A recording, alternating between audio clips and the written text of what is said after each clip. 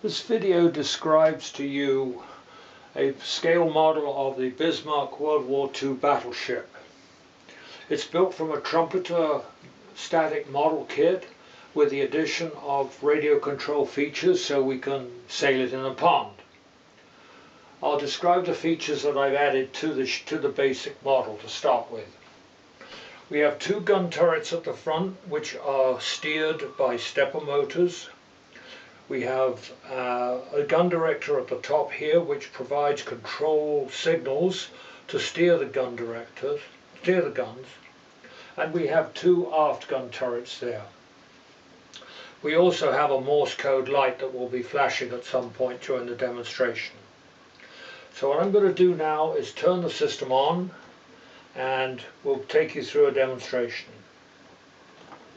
If I can get it to turn on, that is. There we go. Okay, the first thing happens is that the turrets zero themselves because they're stepper motors and they don't know where they are until they've been turned on. Front, rear, and also the turret as well, director. Now what you can do is, with the radio control here, we'll just wait till the light stops flashing.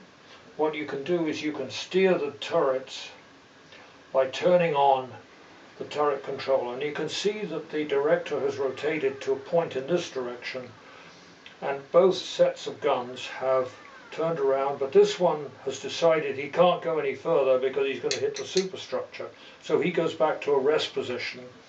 The rear ones still remain pointing in the right direction, and as you turn the knob you can see that the director is going to a new position and the aft turrets are following him. Forward not moving yet. As you keep going, ultimately the forward turrets will pick up, as will the aft turrets, and there they are sitting at that position.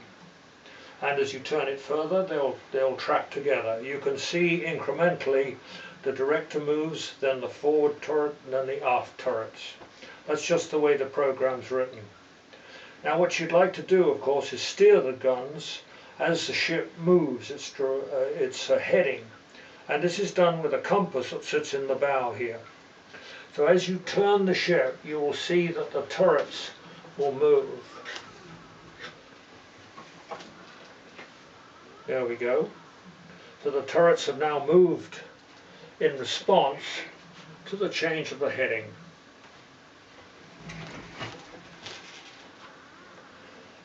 It all happens fairly slowly, but of course the ship doesn't move that rapidly anyway. So there you have what it's like. There we are, we're pointing towards the camera now, and the aft turrets have gone off.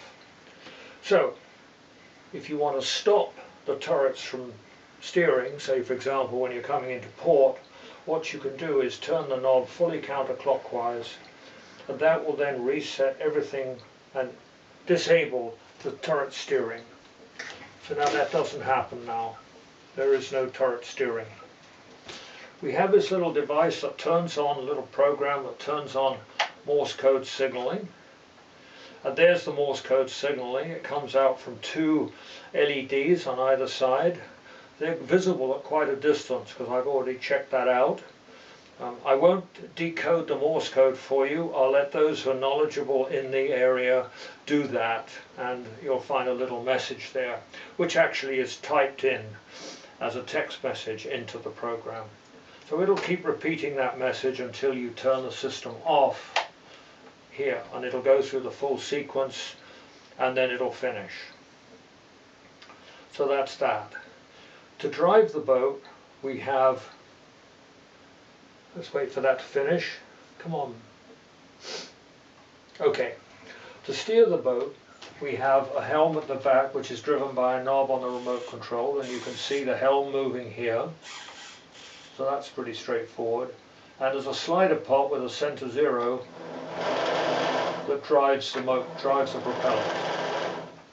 So that concludes the presentation that I have. And I'm going to switch the system off now. There. So that completes the demonstration.